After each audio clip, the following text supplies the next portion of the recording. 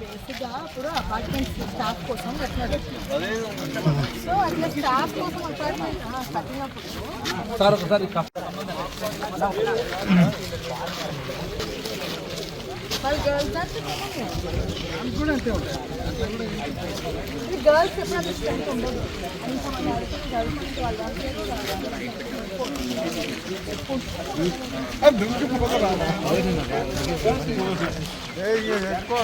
పప్పు పెడితే తింటావాను, ఇది పప్పుని పెడితే తింటావా హోటల్లో? ఈరోజు గద్వాల్ నియోజకవర్గంలోని కేటిదొడ్డి జ్యోతిరావు పులే గురుకుల పాఠశాలను సందర్శించడం జరిగింది.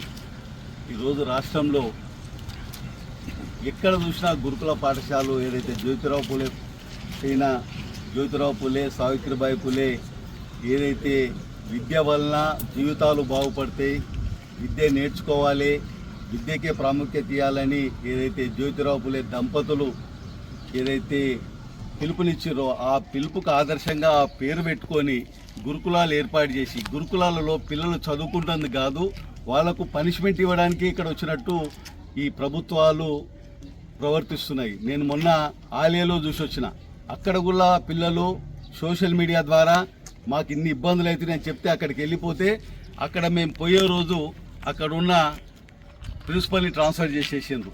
ఇక్కడ ఇబ్బంది జరిగింది, మీరే బాధ్యులని.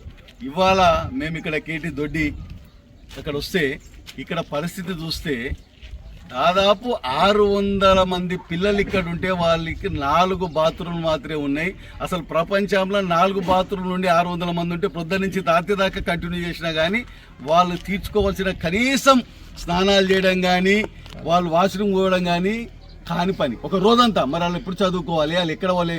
ఇప్పుడు గవర్నమెంట్ ఏమంటుందంటే పైన కూడా ఉన్నాయి రూమ్లు అంటే మనకు పేపర్ మీద చూపిస్తారు, వాస్తవ పరిస్థితి లేనిది 4 బాత్రూమ్లలో వీళ్ళు అన్ని కార్యక్రమాలు చేసుకోవాలి.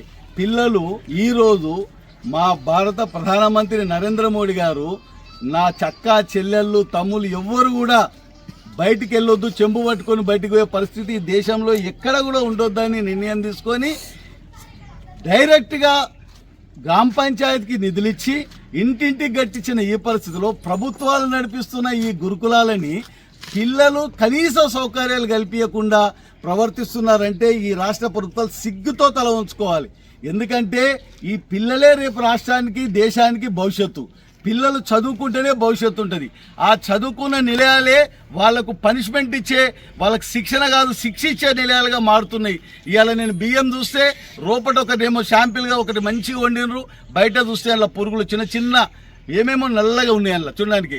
వాళ్ళు పప్పు అంటున్నారు, చారు అంటున్నారు. అంటే ఇక్కడ ఉన్న అధికారులు నేను ఎప్పుడు చాలాసార్లు పోయినప్పుడు చెప్తున్నా, అయ్యా ఇక్కడ చదువుకుంటున్న పిల్లలు మీ పిల్లలు అనుకొని చూడండి. మీ పిల్లలు స్కూల్ పోతే మీ భార్య మీరు మీకు వచ్చే ప్రభుత్వ వచ్చే డబ్బులతోని మీరు మీ పిల్లల్ని చాలా రాజలాగా చదువుకుంటున్నారు.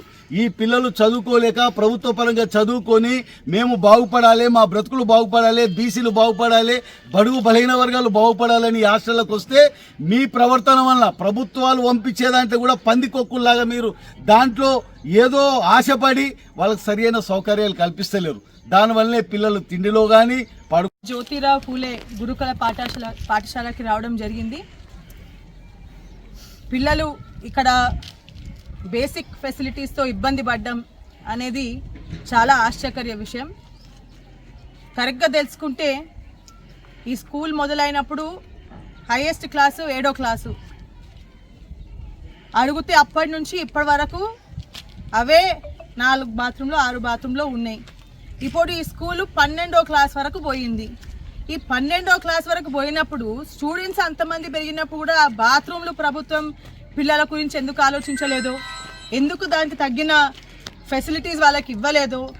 600 మంది స్టూడెంట్స్కి 4 బాత్రూమ్లు అనేది చాలా విచిత్రం. ఇలాంటి ఈ కాలంలో కూడా ఇట్లాంటి ఎమ్యూనిటీస్ అనేది చాలా షాకింగ్గా ఉంది. దానికి తగిన చర్యలు తీసుకోవాలా. ఇప్పటి వరకు కూడా దానికి సమాధానం లేదు. మేనేజ్మెంట్ మారుతారు, ప్రిన్సిపల్స్ మారుతారు. ఇన్నేళ్ల నుంచి బాత్రూమ్లు 6 ఎందుకు ఉన్నాయంటే దానికి ఒక్కరు ఆన్సర్ ఇచ్చే పరిస్థితి లేదు. ప్రభుత్వం ఇమ్మీడియట్గా దృష్టిలోకి తీసుకొని బేసిక్ ఫెసిలిటీస్ ఏవైతే ఈ పిల్లలకు అవసరమో, అది హైజీన్ కావచ్చు, ఫుడ్ కావచ్చు, ప్రశాంతంగా నిద్రపోనికే కావచ్చు, ఆ బేసిక్స్ అనేది తప్పకుండా పిల్లలకి అనేది ఉండాలి. ఎప్పుడైనా కూడా హెల్త్ బాగున్నా కరెక్ట్గా రెస్ట్ తీసుకుంటేనే మైండ్ అనేది బాగా పనిచేస్తుంది. పిల్లలు ఆ బేసిక్స్ గురించి ఆలోచించకుండా చదువు మీద ఎక్కువ ఆలోచన పెడితే ఈ స్కూల్లోకి వెళ్ళి ఇప్పటివరకు రిజల్ట్స్ బాగా వచ్చింది 100% అని అంటారు, కానీ ఇంకా బ్రహ్మాండమైన స్టూడెంట్స్ గ్రామాలకు వెళ్ళిపోవాలా, బాగా చదువుకోవాలని ఎప్పుడైనా మా కోరిక ఉంటుంది. తప్పకుండా ఈ బేసిక్ ఫెసిలిటీస్ అనేది ప్రభుత్వం దృష్టికి తీసుకెళ్ళాలి. ఇక్కడ ఇబ్బంది పడే ప్రతి ఒక్క స్టూడెంట్కి కూడా ఆ చర్యలు తీసుకోవాలని కోరుకుంటున్నాం.